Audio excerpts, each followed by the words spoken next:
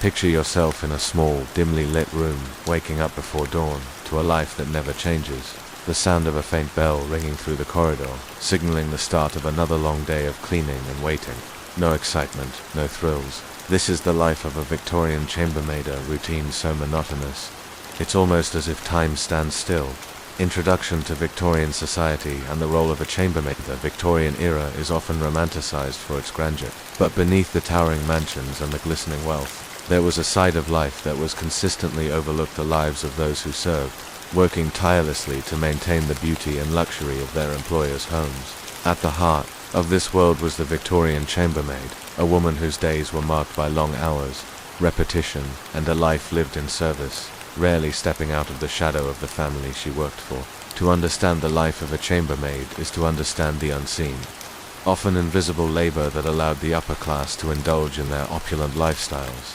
A chambermaid was more than just a cleaner or a helper. She was a critical cog in the machinery that kept the grand houses of Victorian England running smoothly. Her role, while not the most visible or celebrated, was essential. From the moment she rose before dawn, her tasks were many and varied, from cleaning the bedrooms to maintaining the household's appearance and ensuring the comfort of her employers. Victorian society was steeped in class divisions, and the chambermaid was firmly placed within the servant class. This class system, with its rigid boundaries, dictated every aspect of her life, from the clothes she wore to the relationships she could form. The domestic servants were seen as part of the backdrop to the household's daily life, and their presence was rarely acknowledged, except when something went wrong. It was a world where one's place in society was defined by birth and position, not personal achievement or ambition.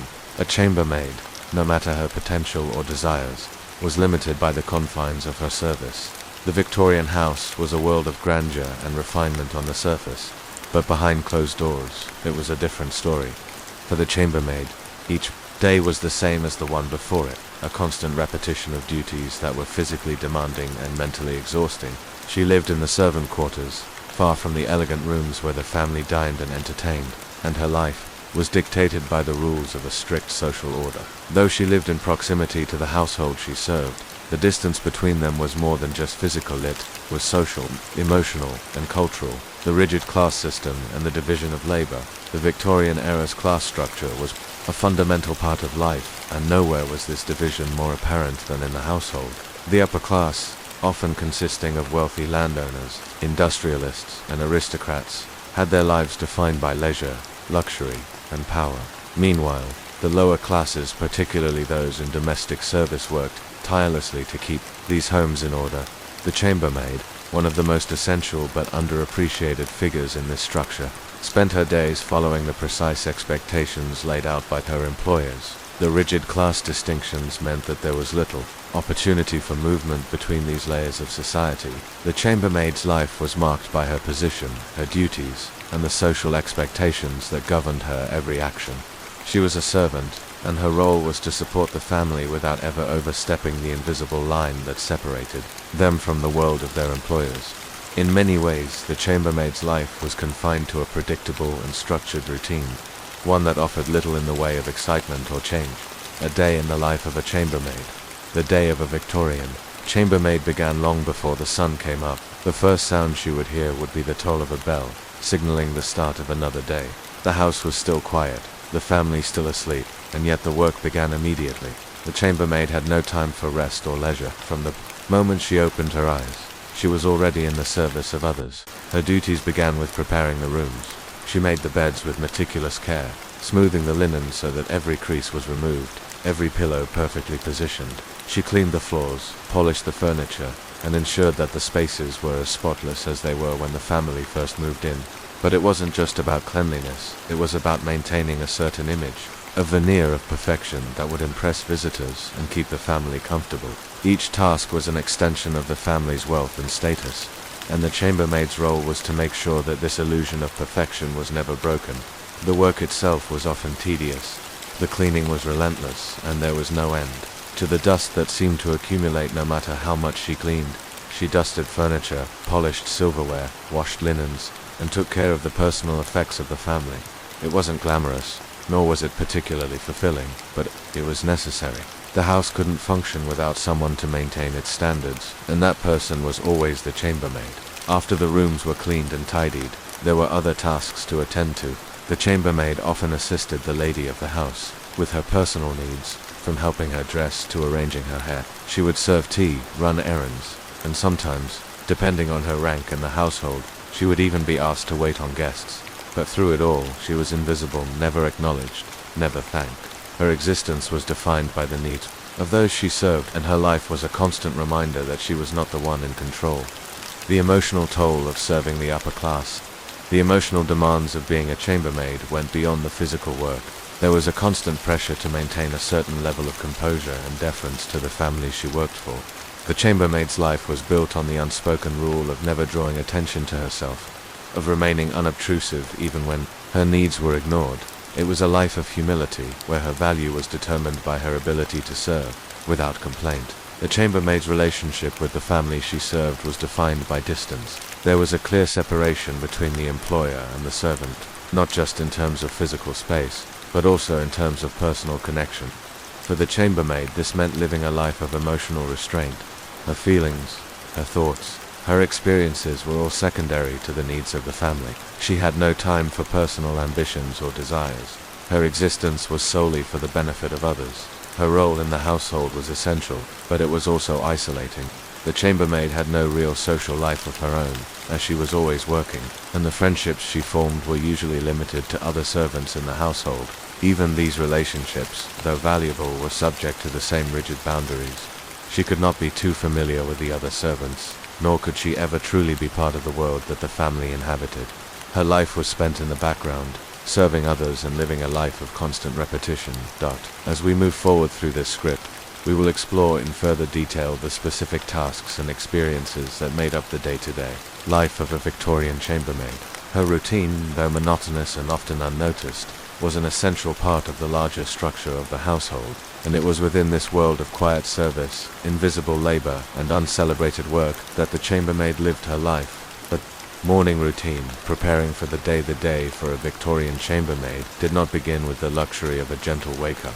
No warm coffee, no quiet moments to stretch and ease into the morning.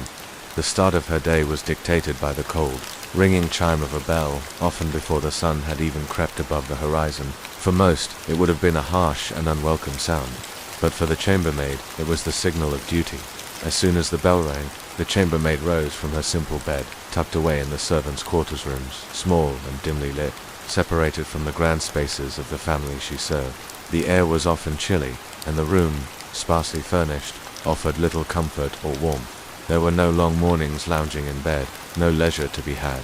The chambermaid had no choice but to start her day immediately, knowing that there was much to be done and little time to spare. The preparation, in these early hours, there was no room for hesitation.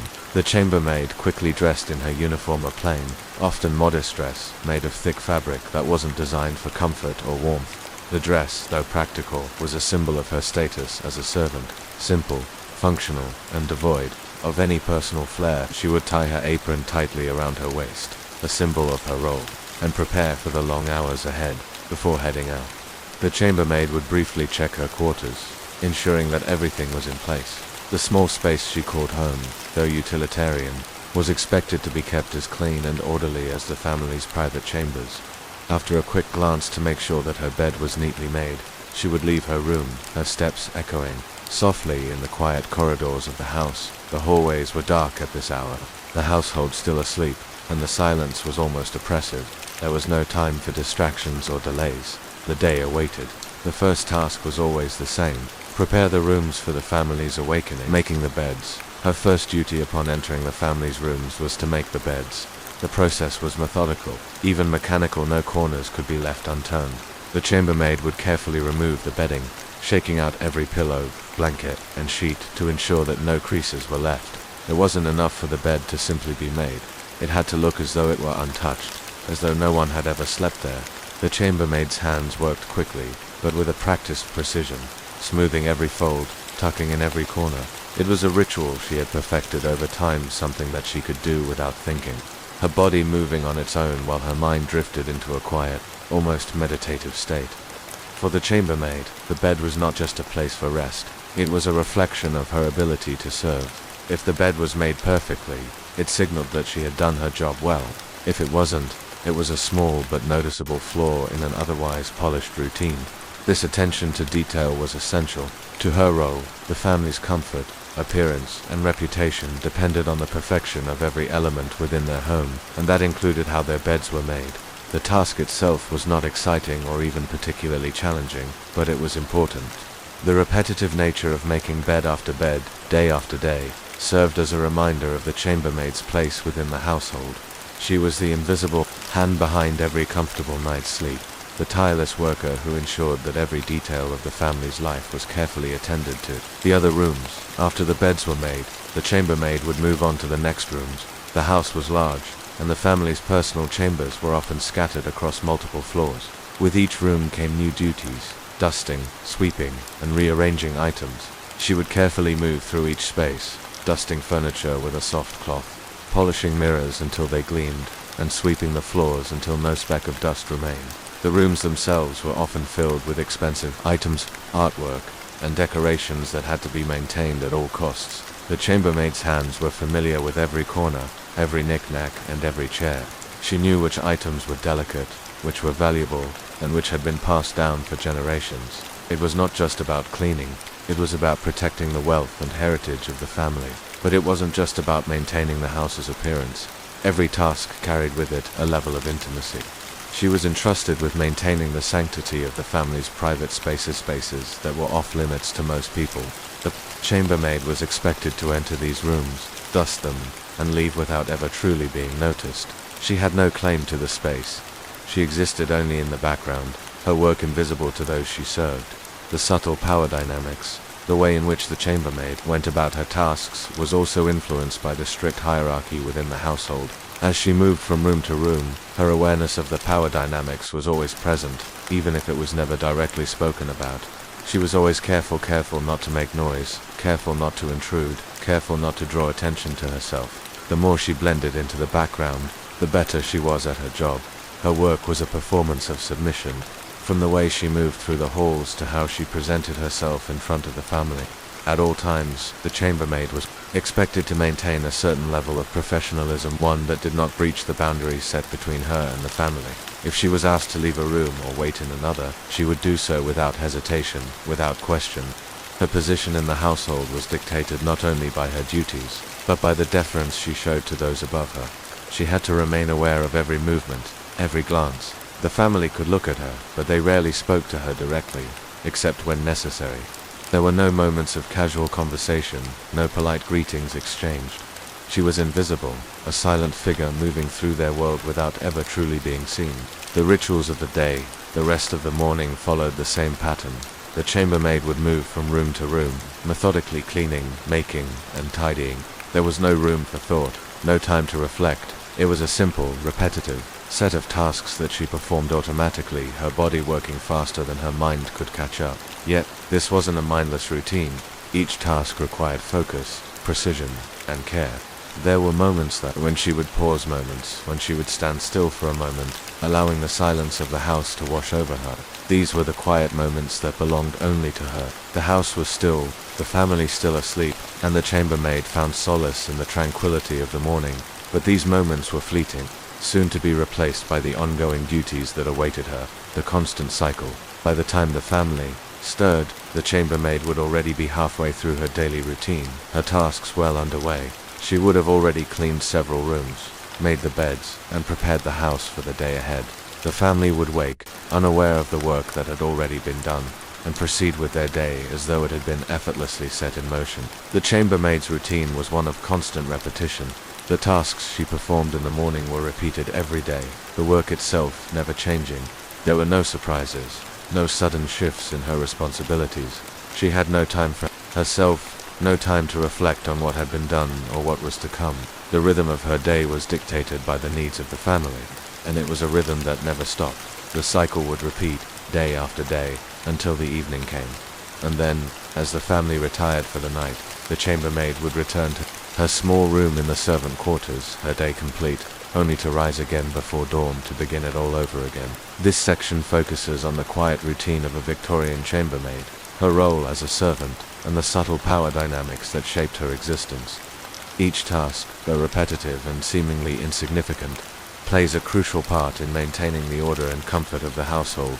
The chambermaid's life was a constant cycle of work, with little room for personal reflection or enjoyment. Each morning was a new day, but it was always the same.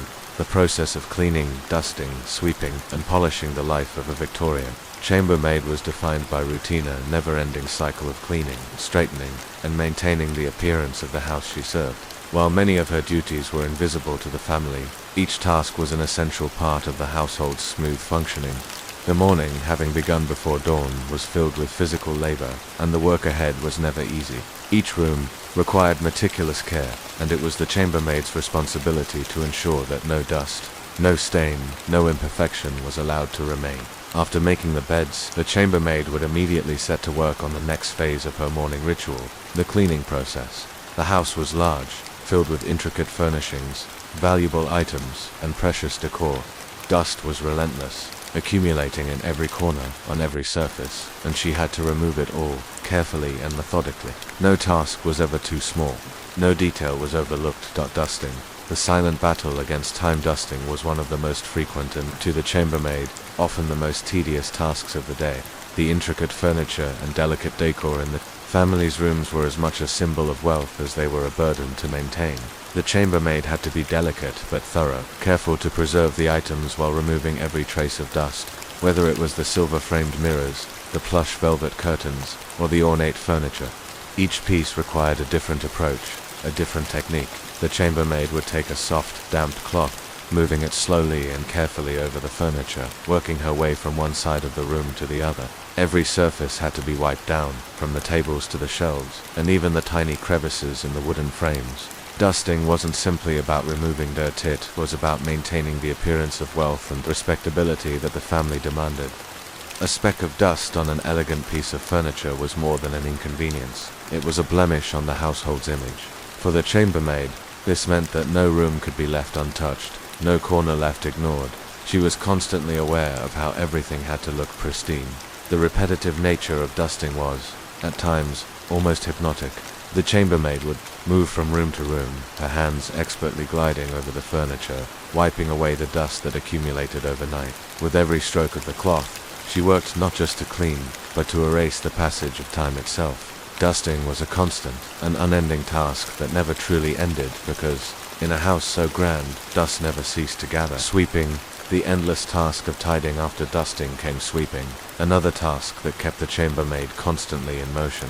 She would grab the broom and sweep the floors of each room, carefully pushing the dust and debris toward the corners.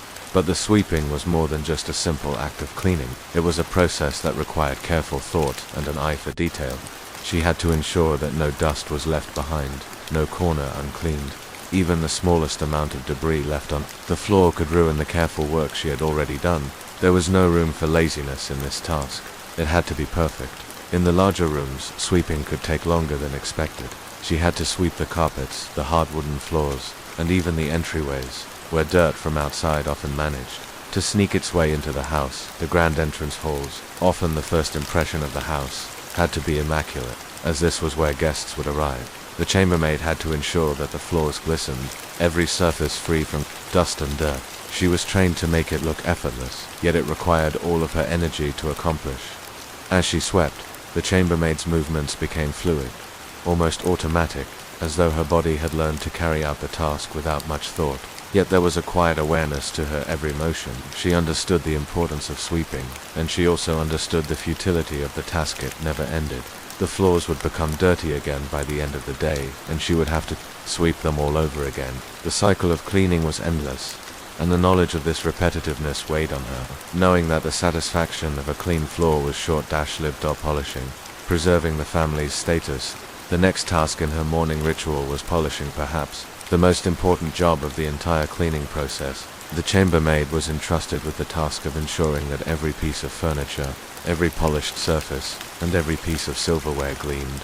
Polishing was both a literal and symbolic act. It was about presenting an image of wealth and refinement, about ensuring that nothing in the house would tarnish the family's reputation. A dull surface or a tarnished piece of silver was simply unacceptable. With a soft cloth and special polish, she would carefully work over the wooden tables, the brass fittings, the silver candle holders, every object in the house that required a glossy finish. Polishing was a task that required not just attention to detail, but also an understanding of the value of the items she worked with. She was often responsible for items that were both valuable and delicate, and she had to know how to handle them with the utmost care. But the process of polishing was not quick. It was slow, methodical, and required patience. She would move from one object to the next, carefully rubbing the cloth over the surfaces until they were free of any tarnish. Every chair, every piece of furniture, every item of had to be polished to perfection. If the family had guests arriving, this was a task that took on an even greater urgency. It wasn't just about cleanliness, it was about showcasing the family's wealth, ensuring that everything looked pristine for anyone who stepped foot in the house. The chambermaid worked tirelessly, often polishing the same items over and over again, making sure they always shone, but, like all of her tasks, polishing was also an exercise in repetition.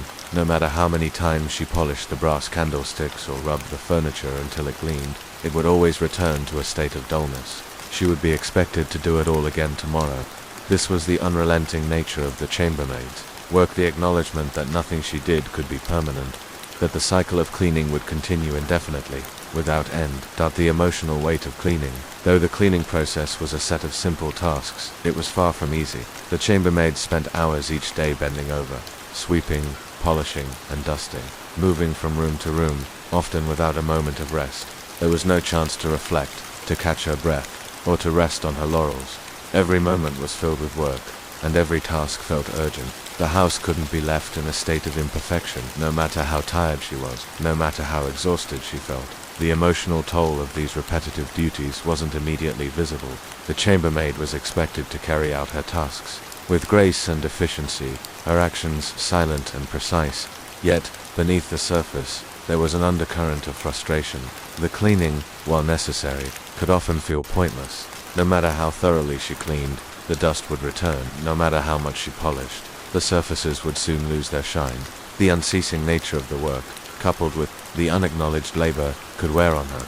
There was no moment of triumph, no sense of completion, just the continuous hum of a job that was never truly finished.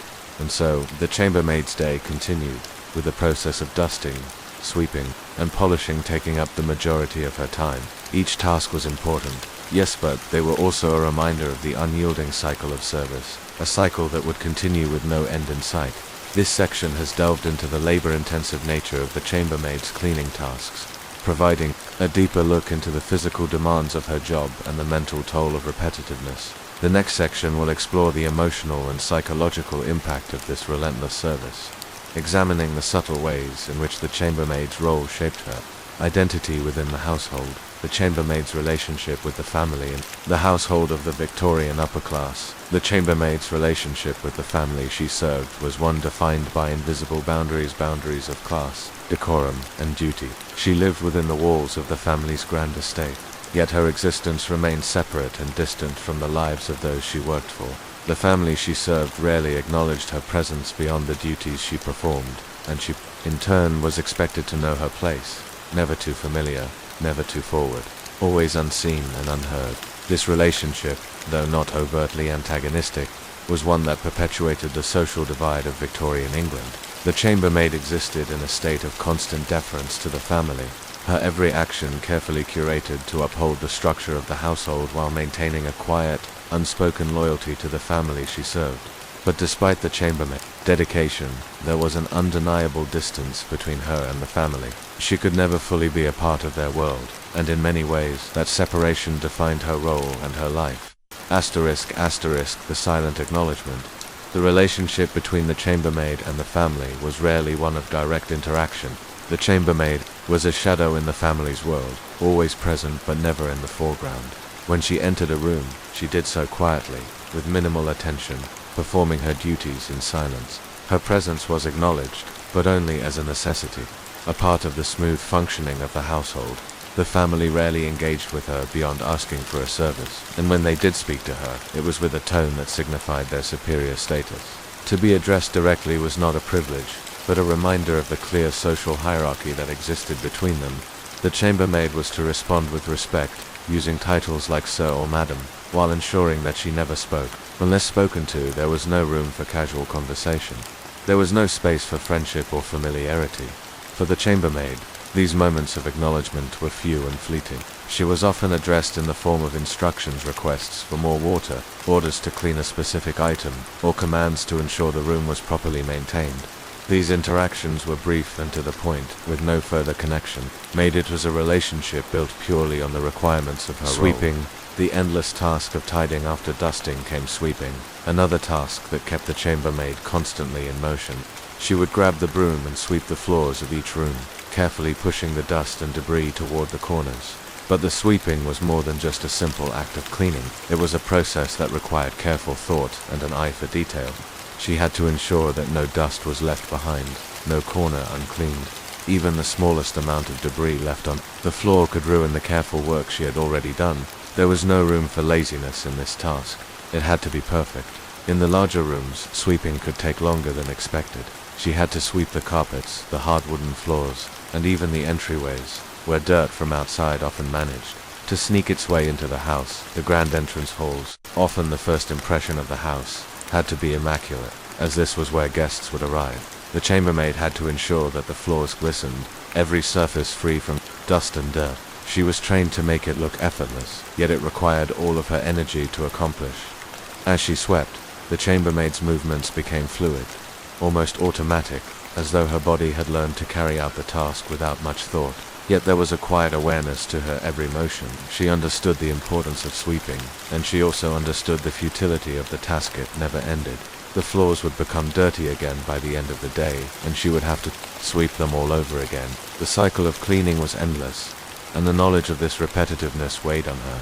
Knowing that the satisfaction of a clean floor was short-lived polishing, preserving the family's status, the next task in her morning ritual was polishing, perhaps the most important job of the entire cleaning process. The chambermaid was entrusted with the task of ensuring that every piece of furniture, every polished surface, and every piece of silverware gleamed. Polishing was both a literal and symbolic act. It was about presenting an image of wealth and refinement, about ensuring that nothing in the house would tarnish the family's reputation. A dull surface or a tarnished piece of silver was simply unacceptable. With a soft cloth and special polish, she would carefully work over the wooden tables, the brass fittings, the silver candle holders, every object in the house that required a glossy finish. Polishing was a task that required not just attention to detail, but also an understanding of the value of the items she worked with. She was often responsible for items that were both valuable and delicate, and she had to know how to handle them with the utmost care. But the process of polishing was not quick. It was slow, methodical, and required patience. She would move from one object to the next, carefully rubbing the cloth over the surfaces until they were free of any tarnish. Every chair, every piece of furniture, every item of had to be polished to perfection. If the family had guests arriving, this was a task that took on an even greater urgency. It wasn't just about cleanliness, it was about showcasing the family's wealth, ensuring that everything looked pristine for anyone who stepped foot in the house. The chambermaid worked tirelessly, often polishing the same items over and over again, making sure they always shone. But, like all of her tasks, polishing was also an exercise in repetition. No matter how many times she polished the brass candlesticks or rubbed the furniture until it gleamed, it would always return to a state of dullness. She would be expected to do it all again tomorrow. This was the unrelenting nature of the chambermaid's work, the acknowledgement that nothing she did could be permanent, that the cycle of cleaning would continue indefinitely, without end. The emotional weight of cleaning. Though the cleaning process was a set of simple tasks, it was far from easy. The chambermaid spent hours each day bending over, sweeping, polishing, and dusting, moving from room to room, often without a moment of rest. There was no chance to reflect, to catch her breath, or to rest on her laurels. Every moment was filled with work, and every task felt urgent. The house couldn't be left in a state of imperfection, no matter how tired she was, no matter how exhausted she felt. The emotional toll of these repetitive duties wasn't immediately visible. The chambermaid was expected to carry out her tasks with grace and efficiency, her actions silent and precise. Yet, beneath the surface, there was an undercurrent of frustration. The cleaning, while necessary, could often feel pointless. No matter how thoroughly she cleaned, the dust would return. No matter how much she polished, the surfaces would soon lose their shine. The unceasing nature of the work, coupled with the unacknowledged labor, could wear on her. There was no moment of triumph, no sense of completion, just the continuous hum of a job that was never truly finished. And so, the chambermaid's day continued, with the process of dusting, sweeping, and polishing taking up the majority of her time. Each task was important, yes, but they were also a reminder of the unyielding cycle of service, a cycle that would continue with no end in sight. This section has delved into the labor-intensive nature of the chambermaid's cleaning tasks, providing a deeper look into the physical demands of her job and the mental toll of repetitiveness. The next section will explore the emotional and psychological impact of this relentless service, examining the subtle ways in which the chambermaid's role shaped her identity within the household, the chambermaid's relationship with the family and the household of the Victorian upper class. The chambermaid's relationship with the family she served was one defined by invisible boundaries of class, decorum, and duty. She lived within the walls of the family's grand estate, yet her existence remained separate and distant from the lives of those she worked for. The family she served rarely acknowledged her presence beyond the duties she performed, and she, in turn, was expected to know her place, never too familiar, never too forward, always unseen and unheard. This relationship, though not overtly antagonistic, was one that perpetuated the social divide of Victorian England. The chambermaid existed in a state of constant deference to the family, her every action carefully curated to uphold the structure of the household while maintaining a quiet, unspoken loyalty to the family she served. But despite the chambermaid's dedication, there was an undeniable distance between her and the family. She could never fully be a part of their world, and in many ways, that separation defined her role and her life. The silent acknowledgement. The relationship between the chambermaid and the family was rarely one of direct interaction. The chambermaid was a shadow in the family's world, always present but never in the foreground. When she entered a room, she did so quietly, with minimal attention, performing her duties in silence. Her presence was acknowledged, but only as a necessity, a part of the smooth functioning of the household. The family rarely engaged with her beyond asking for a service, and when they did speak to her, it was with a tone that signified their superior status. To be addressed directly was not a privilege, but a reminder of the clear social hierarchy that existed between them. The chambermaid was to respond with respect, using titles like sir or madam, while ensuring that she never spoke. Unless spoken to, there was no room for casual conversation. There was no space for friendship or familiarity. For the chambermaid, these moments of acknowledgement were few and fleeting. She was often addressed in the form of instructions, requests for more water, orders to clean a specific item, or commands to ensure the room was properly maintained. These interactions were brief and to the point, with no further connection. It was a relationship built purely on the requirements of her role. Though the family rarely spoke to the chambermaid beyond her duties, there was an underlying distant respect for the role she played. She was, after all, entrusted with the most intimate spaces of the family, cleaning their bedrooms, preparing their personal belongings, and maintaining the sanctity of their private lives. In this way, the chambermaid held an unspoken level of importance. She was a critical part of the household's smooth operation, even if her contribution was rarely acknowledged. The respect she commanded, however, was a cold, functional one. It wasn't born from personal admiration, but from the essential role she played in maintaining the house. The chambermaid was not seen as a person with her own thoughts or desires, but rather as a piece of machinery that kept the family's life running. She was valued for the services she rendered, not for her individuality. It was a respect grounded in her utility to the family, not her humanity. Boundaries of interaction. As much as the chambermaid was bound to the family through duty, she was also restricted by clear boundaries. There were specific areas of the house she could enter and others she could not.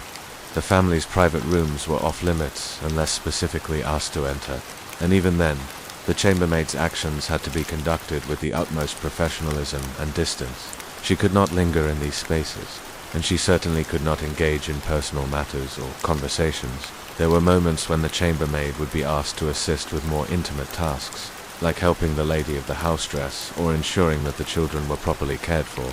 In these instances, the chambermaid was given a level of personal access to the family's life, but even in these intimate settings, her role remained clear. She was always to be seen as a servant, and the nature of the work was always transactional.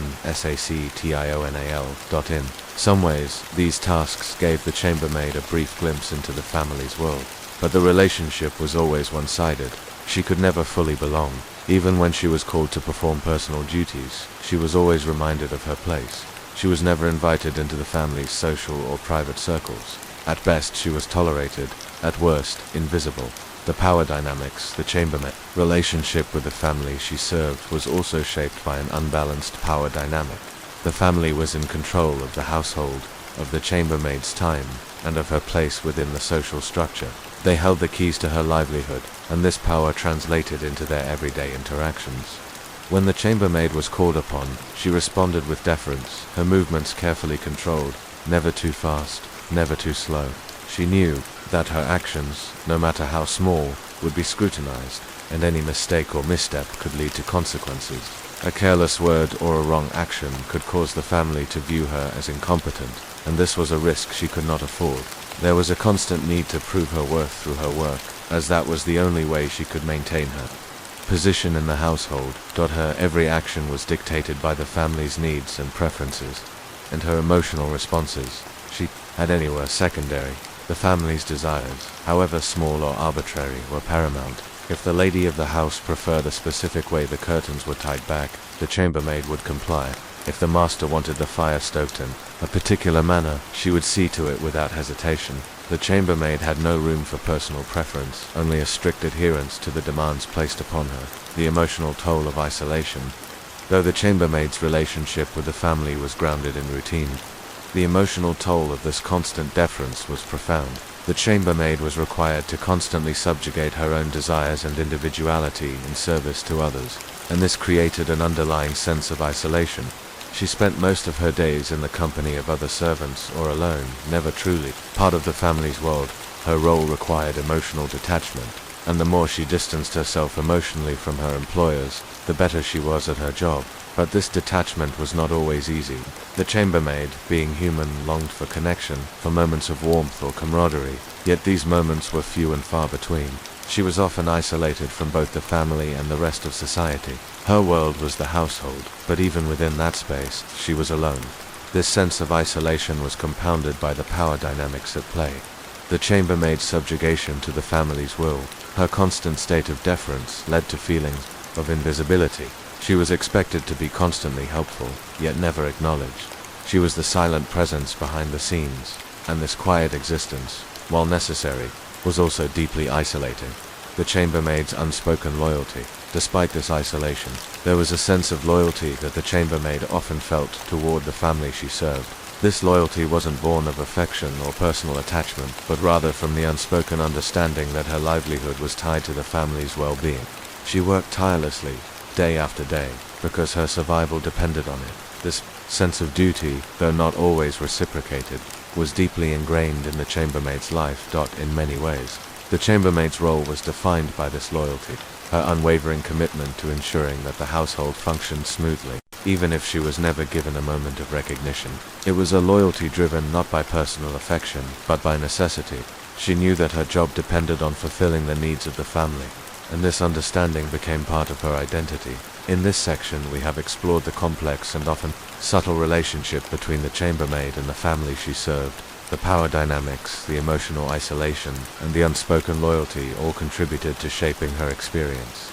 In the following sections, we will continue to delve into the emotional and physical toll of her work, as well as the long-term psychological, the effects of living within such a constrained, one-sided relationship, the struggles of isolation, living amongst the upper class. The chambermaid's existence within a Victorian household was shaped by a unique kind of isolation. She moved through the house, performing her tasks with precision, yet she was not truly part of the world she helped maintain. She lived within the same walls as the family she served, yet her life was vastly different from theirs. The chambermaid's isolation wasn't just physical, it was emotional, social, and cultural. She was confined to a world of service, surrounded by the trappings of wealth, but always kept apart from the lifestyle it represented. While the family dined in sumptuous rooms, attended to by staff, and enjoyed the luxury of their wealth, the chambermaid lived in the quieter, less glamorous spaces. The servant quarters were small, sparse, and often cramped, far removed from the elegant parlors and drawing rooms where the family hosted their guests.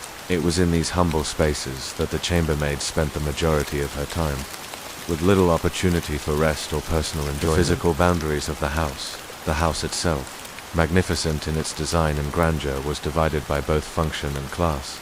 The family occupied the upper floors and the public rooms, spaces that were lavishly decorated and meticulously maintained. Meanwhile, the chambermaid and other servants were relegated to the lower levels of the home, in the servants' quarters, kitchens, and laundry rooms, often hidden from the view of the family. These rooms were functional, not designed for comfort or luxury, and their lack of warmth or beauty served as a reminder of the social divide that defined the Victorian era. The physical boundaries were clear. The staff moved in and out of the family's spaces, cleaning, cooking, or serving, but were never permitted to linger or socialize. There were no shared meals, no casual interactions. The family and the staff were two distinct worlds, each existing side by side but never merging. The chambermaid could pass through the family's rooms, but she was not invited to sit, to chat, or to be included.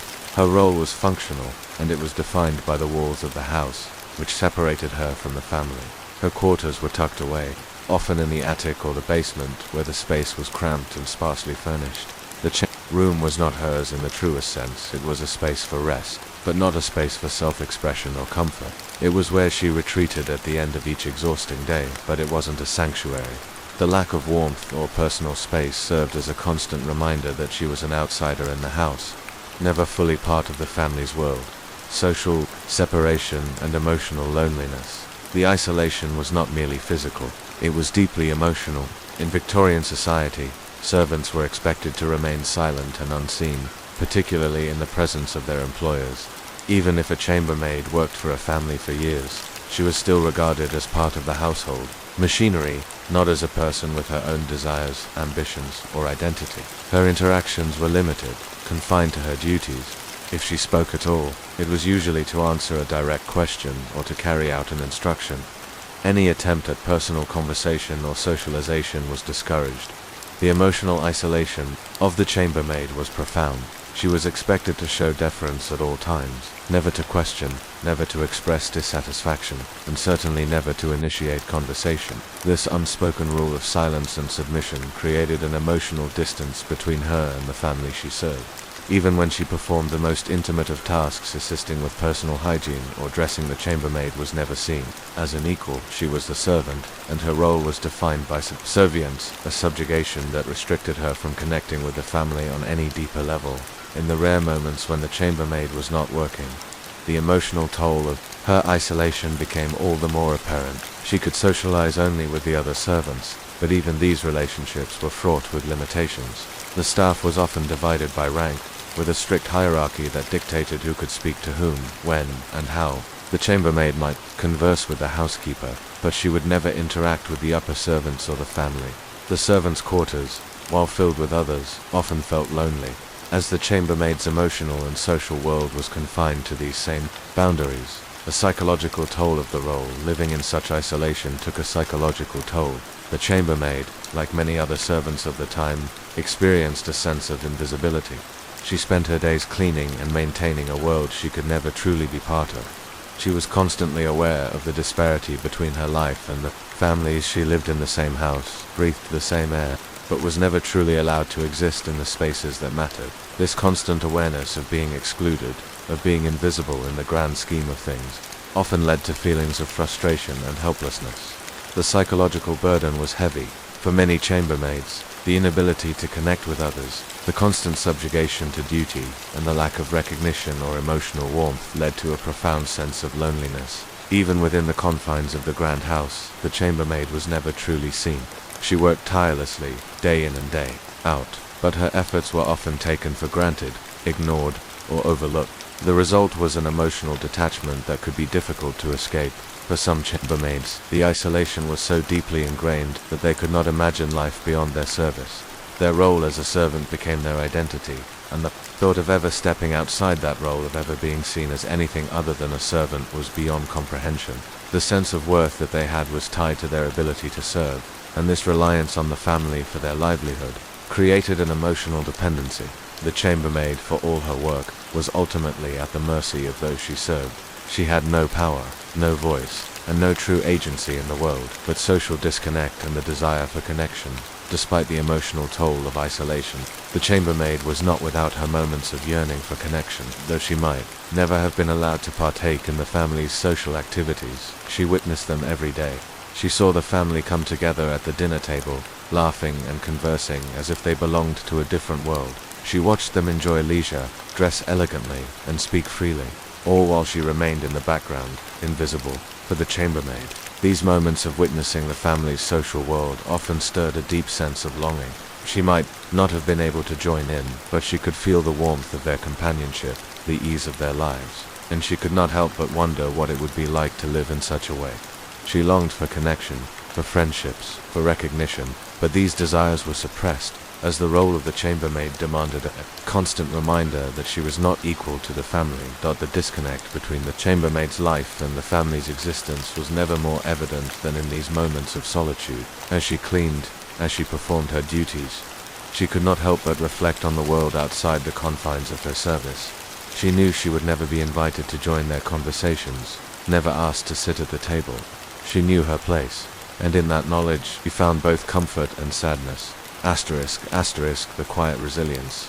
Despite the emotional and physical challenges of isolation, many chambermaids exhibited a quiet resilience. Their survival in such a restrictive environment depended on their ability to endure and to compartmentalize their emotions. They learned to navigate the strict boundaries of their role, to accept their position in the household, and to find small moments of solace in their work. For some, the work itself became an escape, a way to focus on the task at hand and avoid the loneliness that threatened to overwhelm them. The chambermaid might never be invited to join the family in their world, but within the realm of the household, her work was a constant. It was in this consistency, in this quiet labor, that many found a semblance of peace. Their lives were hard, their roles limiting, but they continued on, day after day, knowing that their efforts were necessary, even if unacknowledged. This section highlights the emotional isolation and psychological challenges that the Victorian chambermaid faced in her daily life. The separation from the family, the unspoken barriers, and the quiet longing for connection defined much of her existence. The next section will explore how this isolation and detachment affected her personal sense of identity and the toll it took on her emotional and psychological well-being. The long wait between tasks for a Victorian chambermaid. The rhythm of her day was punctuated by the slow, deliberate pace of her duties. While some tasks, dusting, sweeping, and making beds, were constant, there were also stretches of time in between where the chambermaid had little to do except wait. These moments of stillness, though seemingly insignificant, were often the most exhausting. They weren't filled with the satisfaction of accomplishment or the sense of progress that comes from a job well done. Instead, they were filled with silence, solitude, and the heavy weight of idleness. The house, bustling with activity during certain parts of the day, would fall into quiet as the family went about their business, leaving the servants with little to occupy their time. The chambermaid would wait in the servants' quarters, hoping to be called for a new task, but often these periods of inactivity stretched on. There was no time to relax. She had to remain poised, ready to move at a moment's notice, her mind ever alert. Despite the dull monotony of the wait, the discomfort of waiting, in many ways, waiting was a mental strain as much as it was a physical one. The chambermaid was caught in a strange limbo between the beginning and the end of tasks. Her work had no clear end or goal. It was an endless cycle of cleaning, adjusting, and tending to the family's needs. In those moments between tasks, she had no space to reflect, no room for personal thoughts. The nature of her work demanded that she be ready for anything, but it offered no meaningful interaction or time to feel a sense of accomplishment. When the family was out of sight, the house was still full of activity. The other servants went about their own duties, but they too had moments of stillness, waiting for the next command. Yet, unlike the other servants, the chambermaid rarely engaged with them during these long stretches of time. She was often alone, in her waiting, always on call but never fully involved in anything else. She could not afford to let her mind wander too far. To do so would be to risk missing a call from her superiors. In these waiting moments, the chambermaid might wander the halls of the household, checking on tasks that had already been completed or quietly reorganizing areas that were already in order. Yet, nothing could truly be done to fill the emptiness of this time. There was no freedom during these periods, no room to engage in thoughts or conversations that were personal. There was nothing but the endless ticking of the clock as she watched time pass without ever fully feeling it. The paradox of time, in the quiet moments between tasks. The chambermaid faced a strange paradox. Time seemed both endless and fleeting. She would stand by, waiting for the family's next need, but the hours dragged on with little to show for them. Each minute felt like it stretched into eternity, and yet at the same time, she knew that soon enough, the day would be over, and the cycle would begin again. This strange distortion of time, where the hours passed with no noticeable progression, had a significant impact on the chambermaid's psyche. The work was unending, and there was little sense of relief or respite. The few moments of waiting, though they seemed like small breaks from labor, were also filled with the realization that the tasks she performed were repetitive. There was no finality to the work, no end in sight. When she completed one task, another was always waiting for her in these moments. The chambermaid's mind would often drift, not toward hope or the possibility of change, but to a quiet acceptance of the life she had. Her work was endless, and that was her reality. She could not escape it. There was no respite in waiting, because waiting only reminded her of the perpetual cycle of service she was locked in. The emotional toll of idleness, while physical labor was grueling.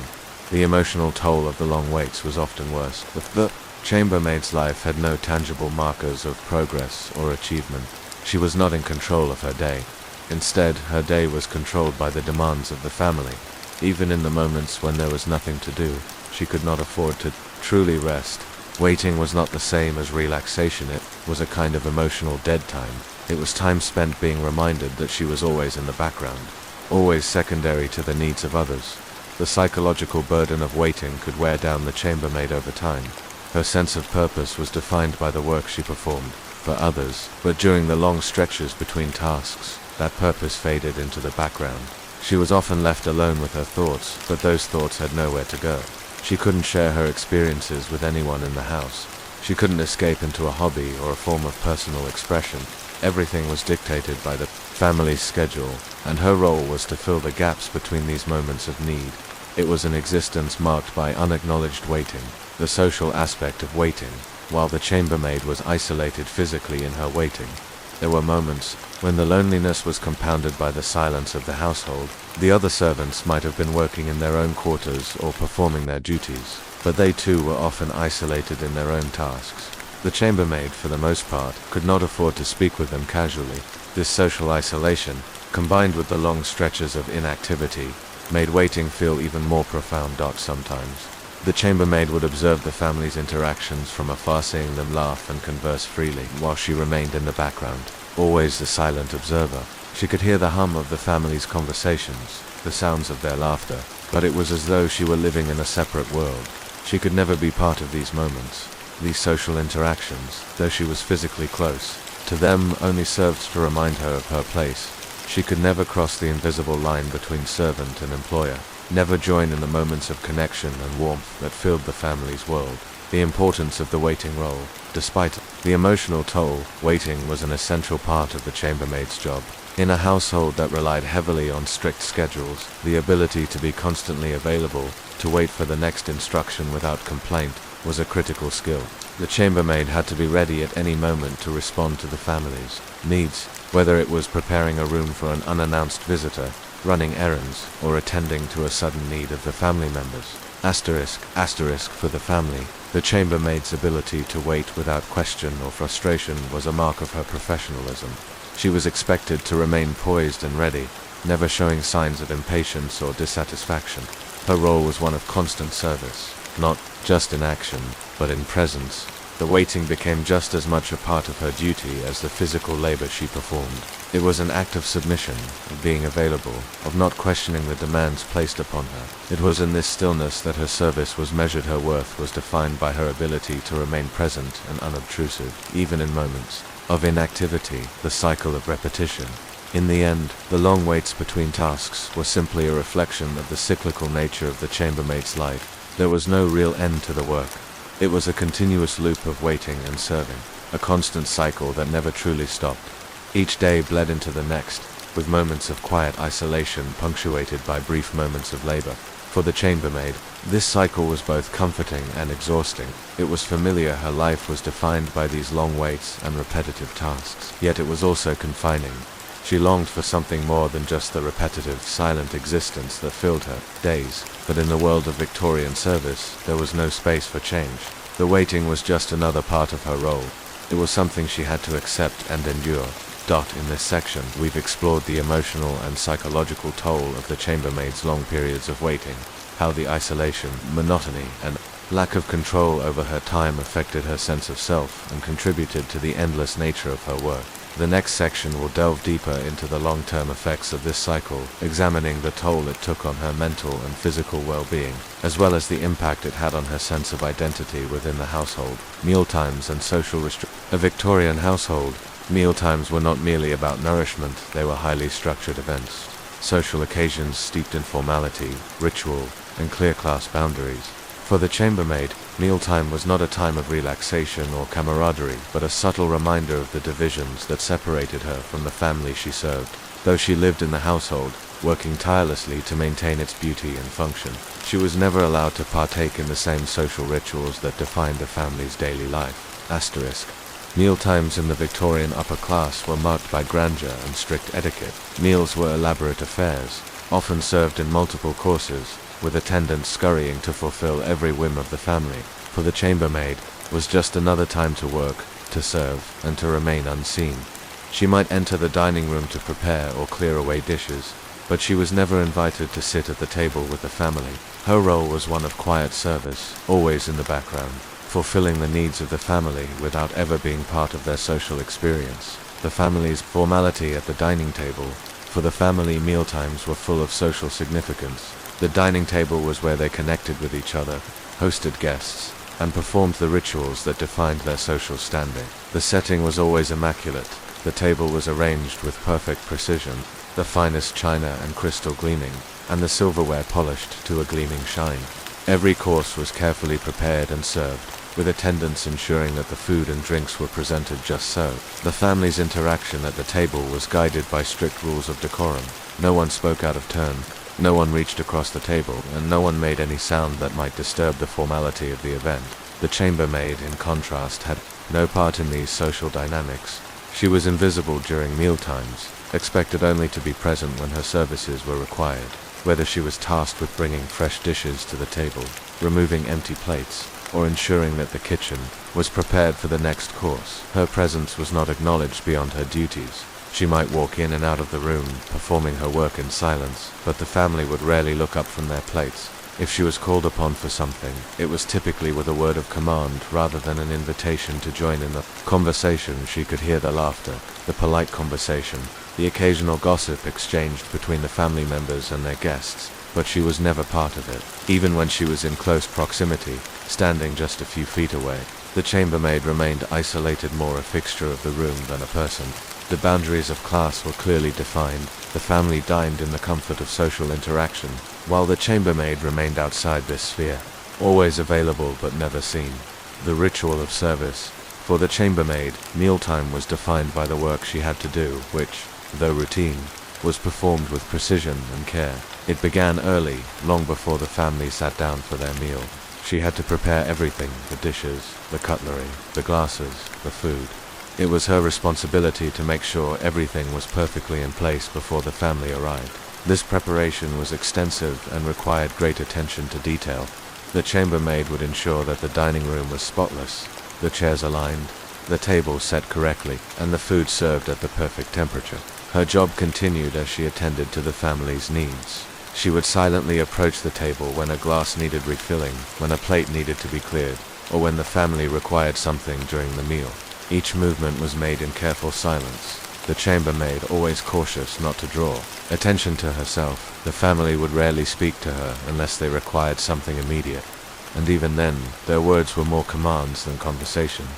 Even when the chambermaid worked in the dining room, she was still kept at a distance. The family members might glance up to give a quick instruction or to express their displeasure with something, but there was little to no interaction beyond the practicalities of service. To the chambermaid, the rituals of the table were a constant reminder of her position. No matter how close she was physically to the family, she was never included in their world. She was simply the hand that served, never the voice that belonged. The isolation during meals, though mealtimes were typically the most social and interactive parts of the day for the family, they were also the most isolating for the chambermaid. This was not only because she was excluded from the social interactions at the table, but also because of the stark reminder of her status as a servant. As she worked to ensure the family's comfort, she was made acutely aware of the emotional and social distance between herself and the people she served. A chambermaid might stand in the kitchen or the servants' quarters during meals, awaiting the family's next need. This was the period of the day when she was most aware of her separation. The house was filled with the sound of laughter and conversation, but she was not a part of it. In fact, it was almost as if she did not exist during this time. She was a mere observer, isolated not only physically, but emotionally as well. She had no one to converse with during these moments, no friends with whom to share the experience of waiting. The other servants, while they too had their duties, were usually busy in different parts of the house, leaving the chambermaid with little to do but wait for the next task. For the chambermaid, these moments of isolation became a mental and emotional burden. The waiting, the watching, the distance, it all combined to create an overwhelming sense of exclusion. There were no opportunities for personal interaction or human connection. She was simply there to serve, nothing more. And in the midst of the family's warmth, laughter, and social life, she could not help but feel like a shadow, quietly fading into the background of a world that was not her own. The emotional disconnect at mealtimes, the emotional impact of being excluded from family mealtimes was significant for the chambermaid. She might have spent years working in the same household, attending to the same family members, yet she was never truly allowed to experience their world. The chambermaid's role was always defined by the tasks she performed for others. She was not a person in the family's eyes, but an instrument of service. And while the family might rely on her to keep their home in order, they never acknowledged the emotional strain that came with living in the background of their lives. The emotional toll of this exclusion was profound. The chambermaid lived in close proximity to the family, but she could never be a part of their world. This subtle, constant reminder of her place created a deep sense of isolation. It wasn't that the family was actively cruel or unkind, it was that they were unaware of the impact of their social structure on the lives of their servants. The chambermaid's emotional disconnect was a natural consequence of a society built on class distinctions, and it left her in a state of quiet resignation. The rituals of waiting after meals. Once the family finished their meal, the chambermaid's duties didn't end. If anything, the aftermath of mealtimes was just as demanding as the preparation. She was expected to clear the table, wash the dishes, and reset for the next meal. This process was not glamorous, it was labor-intensive and required constant attention. Yet, despite her hard work, the chambermaid was once again left in solitude. The family would retire to the drawing room or their personal spaces, while she remained to clean up the remnants of their social interactions. As she worked in the silence of the dining room, surrounded by the leftover food and used silverware, the chambermaid would once again be reminded of her isolation. She had performed her duties flawlessly, yet she was never recognized. Her presence was needed, but it was never truly wanted. She cleaned, she served, and then she waited again. In this section, we've explored the emotional weight of mealtimes for the Victorian chambermaid. Her exclusion from family social events, the constant reminder of her subservience, and the isolation she felt during these rituals added to the psychological toll of her role. The chambermaid's life was one of endless service, but it was also one of loneliness and invisibility, particularly during moments that were meant to be communal and social.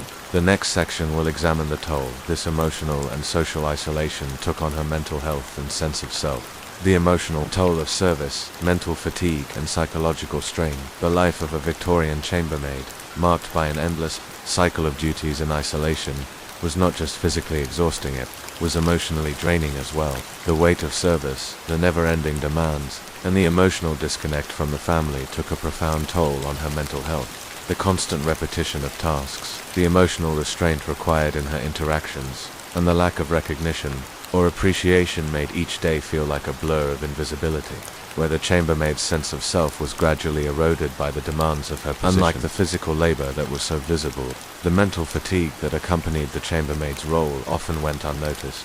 Her emotional labor, her ability to maintain the facade of compliance, a quiet acceptance of the constant subjugation to the family's will was a heavy burden.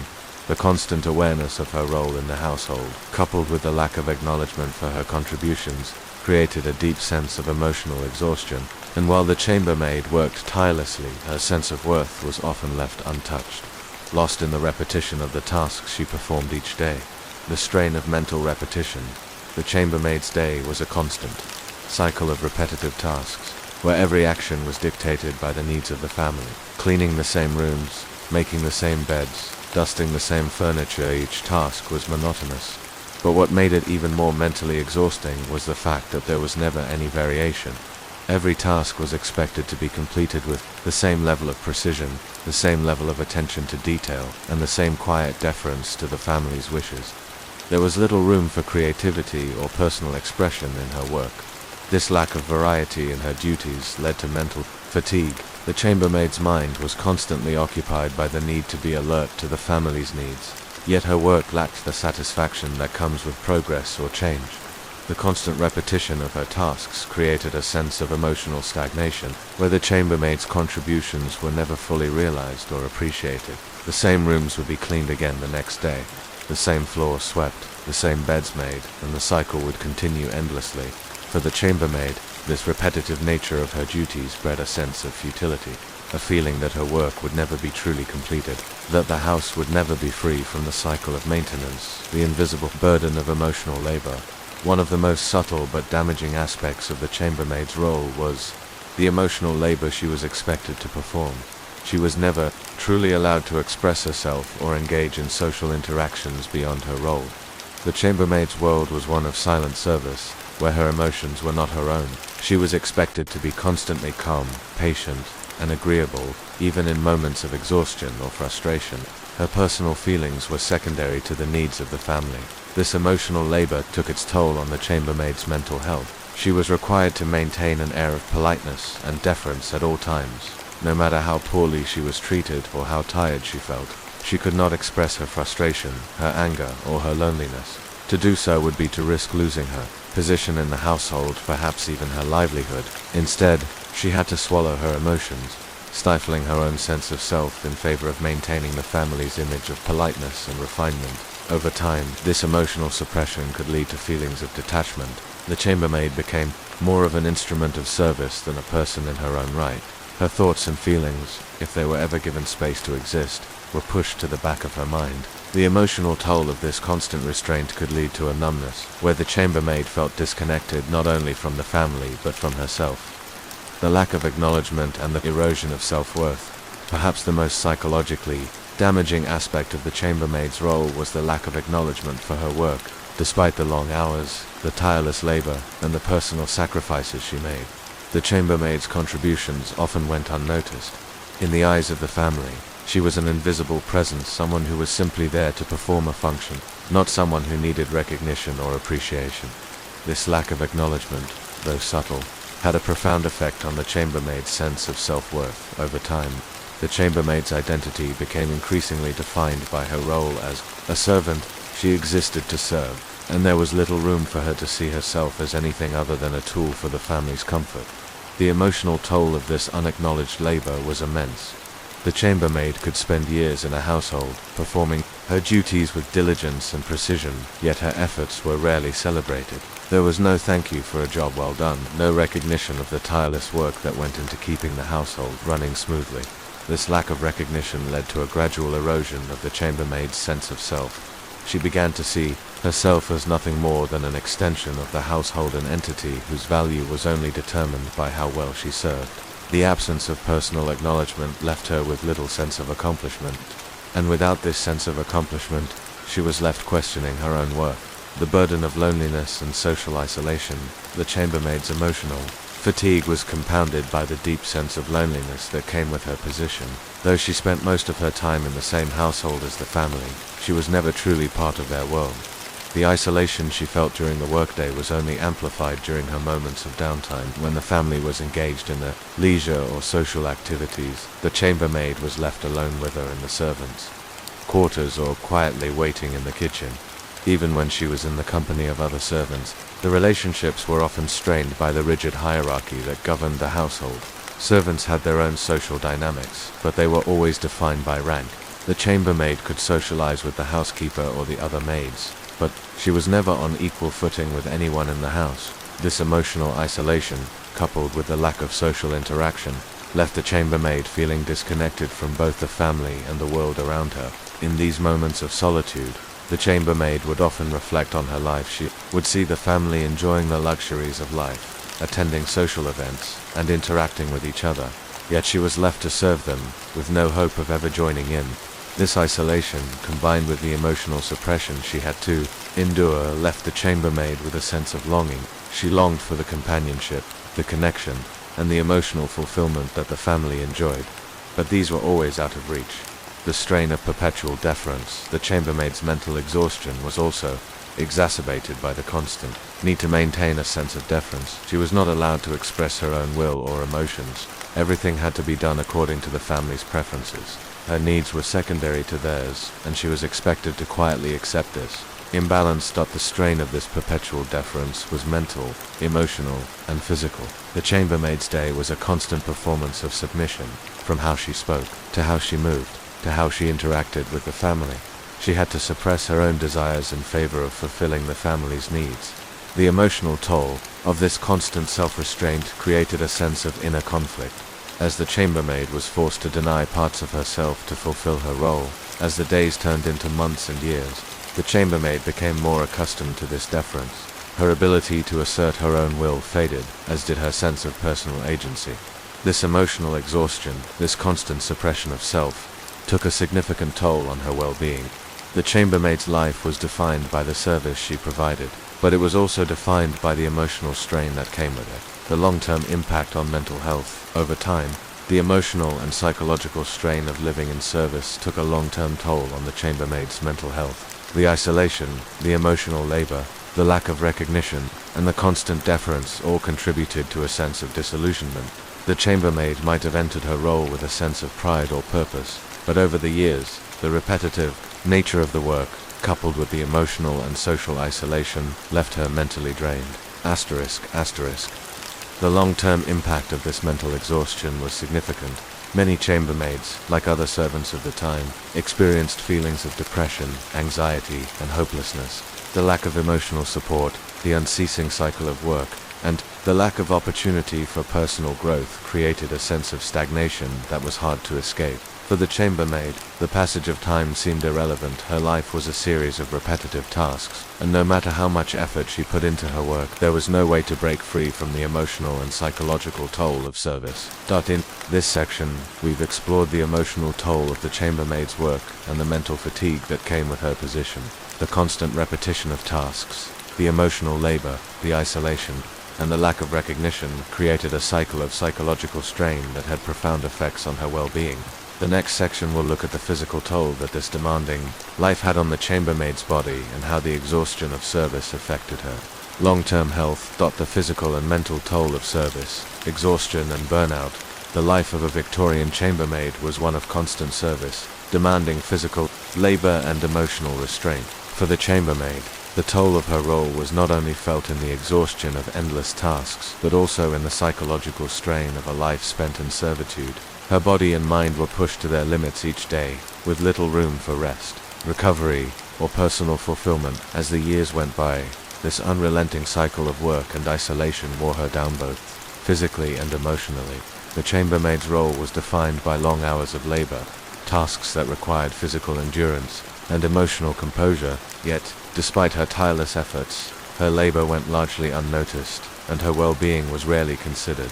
This section will delve into how the physical and mental demands of her work contributed to exhaustion, burnout, and ultimately, a deep sense of dissatisfaction with her life. The physical demands of service. The day for a Victorian chambermaid began early and stretched long into the evening. There was no time for leisure, no breaks beyond the fleeting moments when she could steal a few minutes of rest before her next task. Each day was a blur of physical labor, and the toll on her body was significant. The work was grueling, demanding strength, precision, and endurance. The chambermaid's duties required her to be constantly on her feet, moving from room to room, carrying heavy loads, scrubbing floors, polishing silver, and making beds with meticulous care. The repetitive nature of these tasks led to strain on her muscles and joints. The constant bending over to clean furniture or make beds, the prolonged hours of standing while serving meals, and the need to carry heavy items such as trays or linens, wore down her body over time. Physical fatigue was a constant companion to the chambermaid. The wear and tear of her body was not something that could be easily fixed. There were no massages, no moments of self-care, no opportunity for her to recover from the demands of the day. The aches and pains she experienced became a part of her daily life, accepted as a normal part of her role. She had no time to rest or recover, and even if she did, it was often impossible to get enough sleep due to the early hours and late nights that defined her routine. Despite the physical exhaustion, the chambermaid was expected to maintain a certain level of professionalism. She had to be graceful, quick, and efficient at all times, even when her body was sore and tired. There was no room for mistakes or fatigue. Her job was to remain composed, to perform her duties without complaint, and to always be ready to serve. The long hours, a chambermaid's day was long, often stretching from the early morning to late at night. The household ran on a strict schedule, with the family's needs dictating the rhythm of the day. The chambermaid's responsibilities never ceased. When the family ate, she worked. When the family slept, she worked. There was no real break in the cycle. The hours were grueling, and there was little time for the chambermaid to attend to her own needs or desires. The long hours began before dawn and continued until the family retired for the night.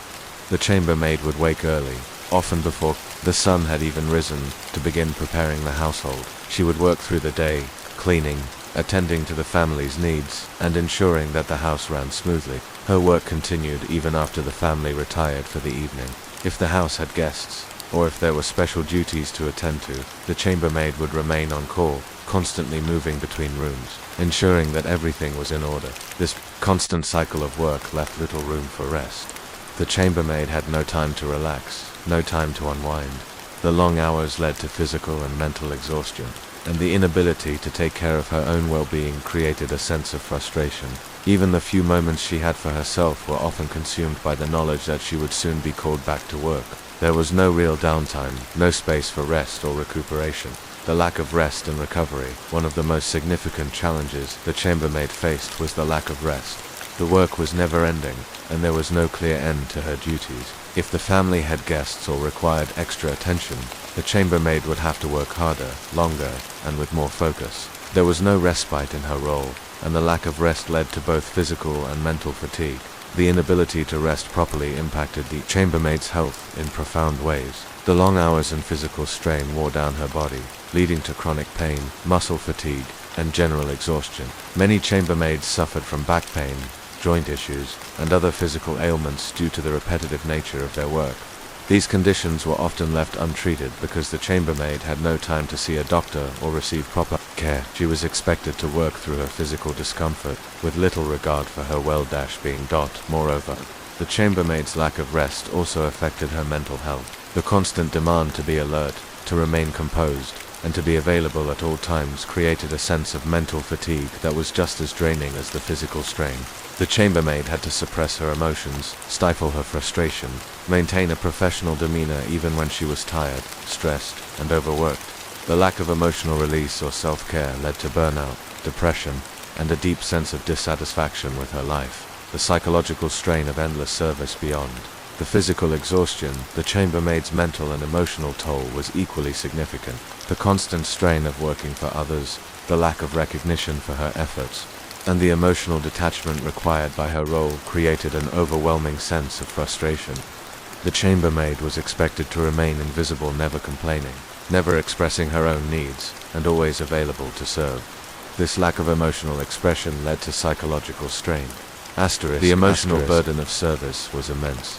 The chambermaid had to suppress her own thoughts, desires, and feelings in order to cater to the needs of the family. She was a silent figure in the household, her personal emotions and well-being secondary to the comfort of others.